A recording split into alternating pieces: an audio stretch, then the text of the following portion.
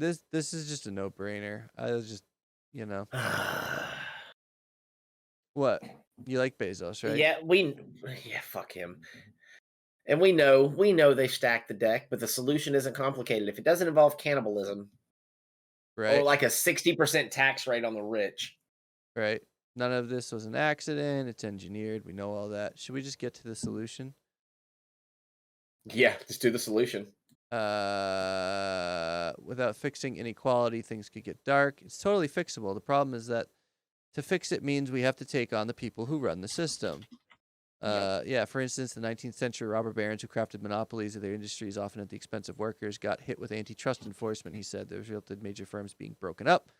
That bought us some time, but then, World War II and all that didn't really And help. we have antitrust laws in this country that we just don't enforce. Yeah, we just turn a blind eye because it makes too much money. Yep. We have a template there, which is antitrust enforcement, labor power, and progressive taxation. What do you know? You know, All the things we just said. yeah. And what happens if it doesn't go, if it goes unaddressed? It's very difficult to imagine we're going to marshal an effective response to really serious issues like climate change. Yeah, we'll die. Basically, continued. Yep. There are huge Pretty problems much. that need to be solved, and it's very hard to see how we can solve them if huge numbers of people understand in their gut that the wealthiest people aren't willing to make any sacrifice at all.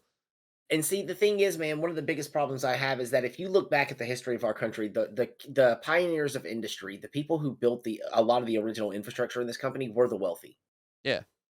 because they Oh, needed we the are. infrastructure in order to maintain and build that wealth.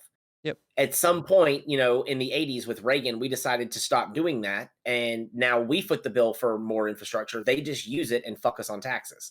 Yeah, well, that's the problem with subsidies too. Like a lot of our suburban neighborhoods, the suburban sprawl that's built outside old manufacturing towns and stuff like that, that was Right. artificially paid for with federal tax dollars, and we built in such a way with single-family homes and shit, and large sprawling infrastructure systems that in 20 years, every single town in America will face bankruptcy because the way Yep. they were built with inflated money, with subsidies and shit that don't actually support the demands that are there, they will all inevitably collapse, and taxes go up for the homeowners, land tax goes up, Yep. all that shit to try to recoup the losses of the failing infrastructure. And what happens is what you see in fucking Pennsylvania with bridges collapsing and shit.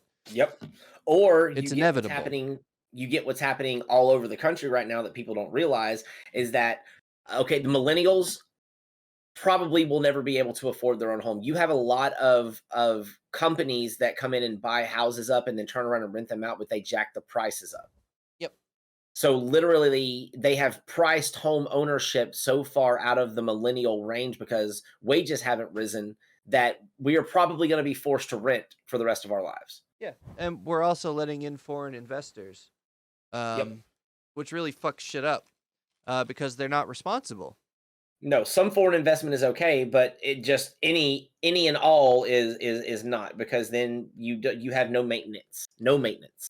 No, no maintenance, or at least no no, what's the word, recompense, no you can't resort to, you can't, there's there's no, I can't think of the word, Explain it. recourse, that's the word. Recourse. Oh yeah, you have no recourse of action. Yes, I gotcha. All right. I know what you mean. Yeah, and like A Square said, then those places go to shit, get gentrified by shit businesses who get government loans and bankruptcy forgiveness. 100%. Oh, meanwhile we get stuck I with mean, shit. yep.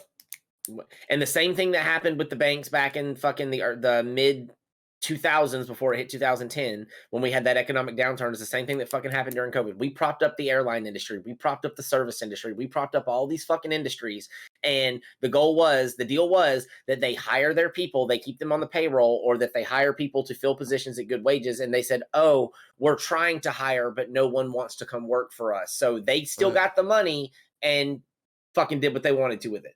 Yep. It's all going according to plan. 100%. Right, ridiculous. All right, you got It's link. like A Squared even said the other day, she read an article where a lot of millennials that are actually able to afford their own home, they're having to buy homes from the 90s for their first home that Yep. millennials built, or not millennials, but that the boomers built. and that literally they didn't fucking maintain them. They literally let them go to shit, or they fixed them so cheaply that it's costing more to fix it now than it would be if they had just done it right the first time. Yep. Yep. Yep. Yep. I just saw there's a local apartment here that was listed for $18.50 a month. Fuck that. And they ended up having to take it down and put it back up for like 13. Yeah.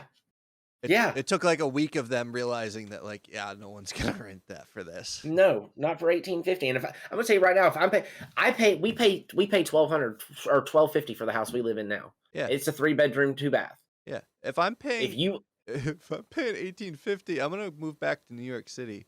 You goddamn right. And have a party.